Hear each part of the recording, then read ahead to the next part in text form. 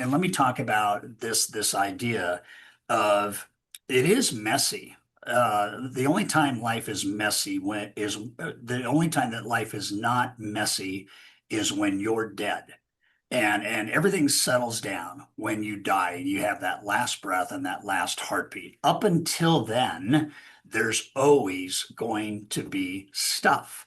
And so the clarifying moment is this idea of spurts, right? That we have these seasons and we have the opportunity to trim the rose bush to create new growth, or to replant this and nurture it because it's going to take 3 or 4 years to make it happen. I kind of feel that fuel is the Chinese bamboo tree, which when that seed is planted and taken care of, it stays underground for 5 years. And generally, when it breaks through the soil, then it grows 90 feet in the first 12 months.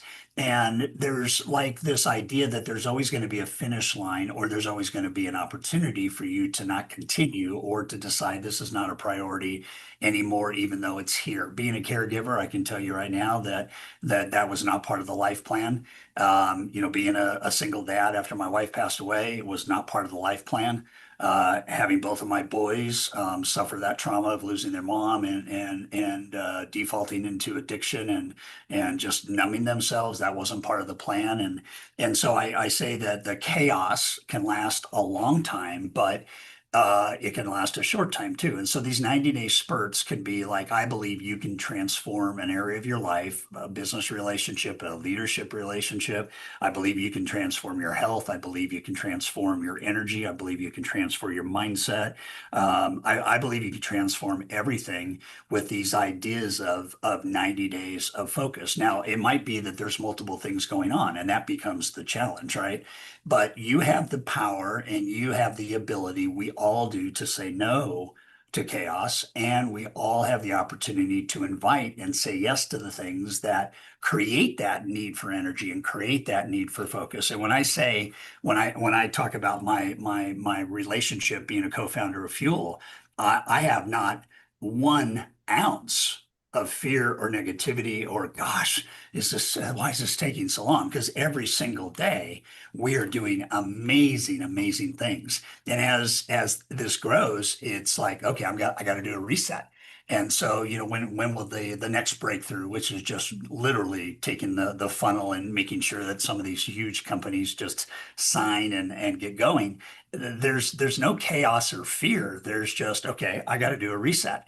And we got to keep plugging away. We got to keep going. And there was a beautiful quote shared with me years ago by John Maxwell. He said, anybody that wants to go to their best life, it's going to require short-term pain for long-term gain. And he used to say this phrase, he still does. I say it to my boys all the time, pay now, play later. And that's the invite that Alex is talking about. No matter what we're talking about here in the chat, that's the invite. Is there a short-term focus of full engagement that allows you then to use that moment for the greater good of your life, your purpose, and the abundance that you and your team can experience? And I think the answer is yes. Darren Hardy asked me after I did an interview with him on failure. He asked me, so you always talk about this. What's good about this? Your wife died. How did you answer that question? And it was a very interesting question. And I said, well, what's good about this? The first thing that came to mind is my wife is no longer in pain. The second thing that came to mind is in our belief system, she's in heaven.